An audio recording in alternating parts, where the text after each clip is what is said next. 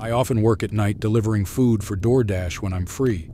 It helps me earn some extra cash without having to stick to a tight schedule like a regular second job.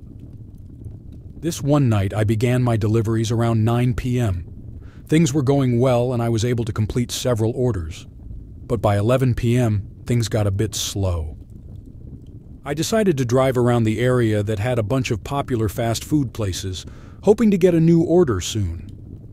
After a little while, my phone buzzed, signaling a new delivery. This one was for a location about 4 miles from where I was. I picked up the food and looked at the delivery address on the map. Straight away, I could tell it wasn't a usual house or apartment. When I zoomed in on my phone's map, it showed me roads and building outlines, but this address seemed to be in a place with no buildings at all. It almost looked like a vacant piece of land, but sometimes the DoorDash map isn't super accurate, so I thought I'd drive over and see for myself. If I couldn't find the place, I figured I'd just call the customer. The drive took a bit of time, nearly 20 minutes. The street I turned into was empty. No homes, no street lights, and no other cars. I drove further, and the smooth road turned to gravel.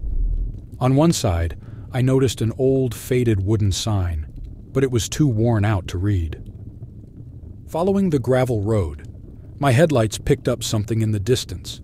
As I got nearer, my phone beeped, indicating I'd reached the delivery address. There, lit up by my car lights, was a small trailer, or RV. On its door, there were painted numbers, and when I checked my phone, the numbers matched, 2760. Taking a deep breath, I grabbed the food bag and walked up to the trailer. The closer I got, the more I realized how old and run down it looked. Plants and weeds had grown all around it, which was odd since RVs are meant to be on the move. I took another breath and knocked on the door, hoping to complete the delivery and head back soon. Sometimes I get cash orders when I deliver for DoorDash. This order was one of those. Seeing the old RV, I wasn't too surprised it was a cash order, but I was definitely nervous standing there. The area around the trailer was really dark. There were lots of trees, and I couldn't see any other lights or houses. It was just the RV and me. It felt spooky and quiet. Suddenly I heard a sound from the trailer. I thought someone would open the door, but instead I heard a voice from my right side. Turning my head, I saw a guy by the RV's corner smiling at me. He wanted to know if I had his food. I nodded, walked to him, and told him how much it cost. He showed me a $5 bill and said he needed to get the rest of the money. Then he walked around the RV. I can't explain it well, but the way this guy talked and acted was really strange. It made my stomach twist with unease. After waiting for a little while and he didn't come back, I got curious and peeked around the RV. Far away, near what looked like a shed, I saw someone standing still. They weren't moving, just standing.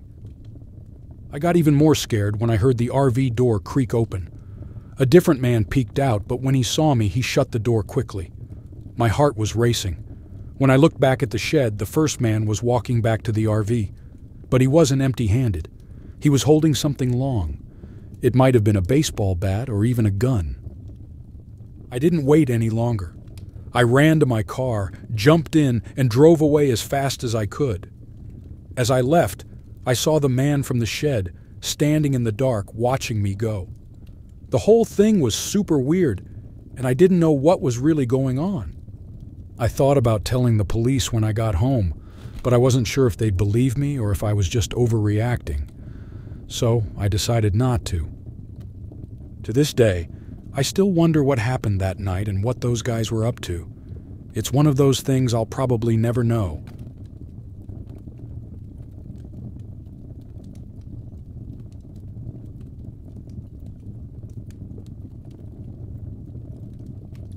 I work at a drive-through restaurant that's open all day and night. This story is from a couple of weeks ago. I'm kind of like a team leader, but mostly I do the regular stuff like cooking and helping customers with their orders. Every night there are usually 2 of us working, one person like me and one person who does the cooking. But on this particular night, the person who was supposed to cook called and said they were sick. I tried calling other team members to see if someone could help, but everyone was busy. So by the time midnight rolled around, I was all alone. The good news is that not many people come to the restaurant during the very late hours, and some more team members would be there at 4 in the morning. But that still meant for those 4 hours, I was on my own doing everything. I kept my headphones on so I could hear if a car came to the drive-thru. Then I started doing my nightly chores. First, I began cleaning the cooking area, but not long after I heard a loud noise coming from the front. I went to check and saw a guy knocking hard on the front door. He even put his face right up to the window looking around. Finally, he spotted me. I went close to the door and he stepped back a bit, maybe thinking I would open it for him. I shouted to him that customers couldn't come inside right now, and if he wanted food, he should use the drive-thru. He looked like he didn't get it, so I repeated myself. Still, he didn't react, so I went back to my chores, hoping he'd understand. I spent some more time cleaning, maybe about 15 or 20 minutes. I looked out front once and didn't see the guy or any cars, so I thought he left. But a bit later, I heard a beep in my headphones, signaling that a car was at the drive-thru. I spoke into the microphone to take their order as I walked towards the window, but no one answered back. I was at the drive-thru window, and I noticed there wasn't a car there. I checked the camera screen again, but didn't see anyone. I started to head back to the kitchen, but as I was walking, I stopped because I thought I heard something strange.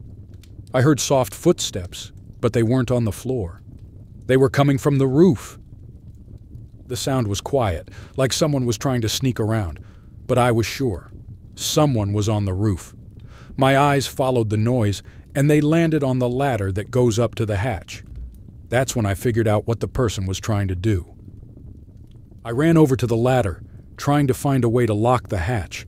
I'd never been up there, so I didn't know if there was a lock or how to use it. Suddenly, there was a louder noise right above me, and then a few bumps against the hatch. For a short moment, the hatch opened just a little bit. I saw eyes looking down at me. I ran as fast as I could to the front, unlocking the door and dashing to my car. Once inside, I dialed 911. While talking to the dispatcher, I looked back to the restaurant. In the dim light, I saw a shadow by the counter. Then a man stood in the back area, looking straight at me. After a few seconds, he went to the kitchen and disappeared. I was so scared, waiting for the police. When they got there, they checked everything, inside, outside, and even the roof, but the man was gone. And the strange thing? He didn't steal anything. No money, no tools, nothing. It seemed like he was there just to scare me. This just happened a short while ago, so I don't know all the details yet. The security footage showed the man's face, but they still haven't identified him. The owner finally put a lock on the inside of the hatch. It should have been there from the start. I can't help but think, what did he want? Was he there just for me? I'm worried he might come back when I'm all alone again.